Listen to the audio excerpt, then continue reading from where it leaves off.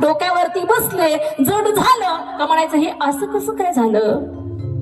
कशाला पाणी घालता काट्याच्या झाडाला? नका घालू. खरे संत कुठे आहेत ते पहा.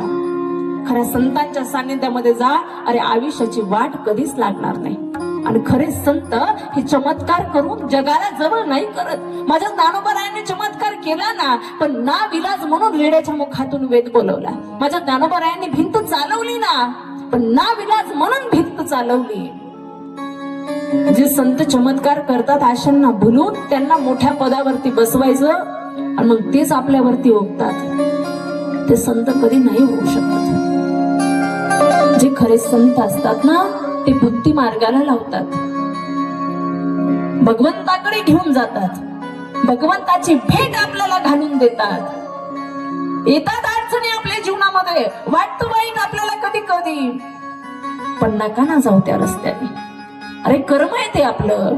आपण जेव्हा जन्माला आलो ना, लोक म्हणतात काही घेऊन नाही आलो, काही घेऊन नाही जाणार. अरे येताना कर्माचं गाठोडं बरोबर घेऊन आलोय, जातानाही कर्माचं गाठोडं बरोबर घेऊन जाणार आहे आपण. कर्म कधी चुकत नाही, प्रत्येकालाच ते भोगावं